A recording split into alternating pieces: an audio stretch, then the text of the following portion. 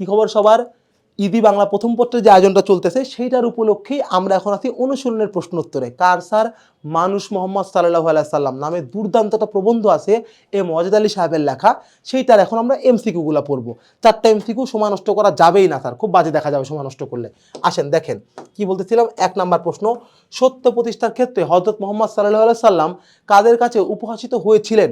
সত্য প্রতিষ্ঠা করার ক্ষেত্রে হযরত মুহাম্মদ কার কাছে উপহাসিত হয়েছিলেন বলতে পারেন স্যার? কাদের কাছে স্যার?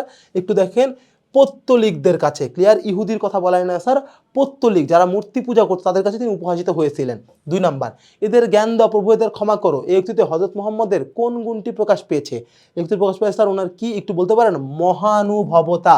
সহনশীলতা মানে সহ্য করা, উদারতা মানে উদার, বিচক্ষণতা মানে বুদ্ধিমান, আর মহানুভবতা মানে কি স্যার? যে নিজের পাপ নিজে পাপ না করলেও অন্য পাপীর জন্য নিজে ক্ষমা চায়, তাকে বলা হয় মহানুভব মানসিকতা। তাই বলা যায় স্যার ওনার মহানুভবতা এই উক্তিতে প্রকাশ পায়। বুঝতে পারছেন স্যার? এবার একটু সামনের দিকে আগাবো। 3 নাম্বার, সেটা কি স্যার? দেখেন নিচের উদ্দীপকটি 3 ও 4 পরে উত্তর দাও। আমি রাজা নই, সম্রাট নই, মানুষের প্রভু নই, আমি এমনই এক নারীর সন্তান, সাধারণ শুষ্ক মাংসই ছিল যাহার নিত্যকার আহার, সাধারণ শুকনা মাংসই ছিল যার ডেইলি খাবার, আমি এমন এক গরিব নারীর সন্তান। এই উক্তির মাধ্যমে হযরত মুহাম্মদের চরিত্রের কোন দিকটা ফুটে উঠে স্যার?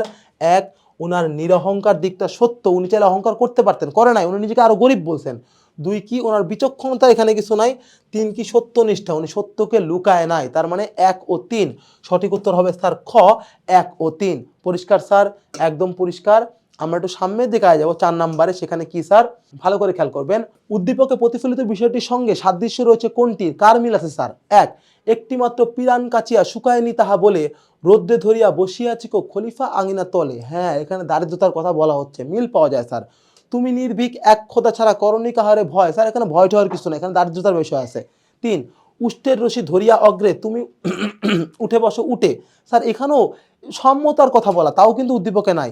বাইতুল মাল হইতে লইয়া ঘৃত আটা নিজ হাতে বলিলে সব চাপাইয়া দাও, না স্যার এখানে নিজের দায়িত্ব পালন করার কথা, এটাও এখানে নাই। তার মানে উত্তর কি আছে স্যার?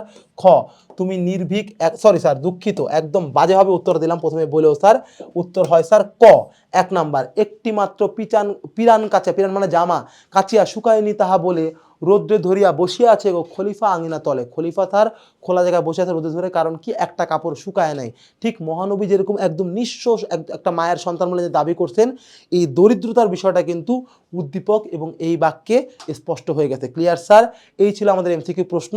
সময় নষ্ট করবো না, এখানেই শেষ রাখবো। আগামীতে আবারও দেখাবো সৃজনশীলের আলাপে। সে পর্যন্ত ভালো থাকবেন, টাটা।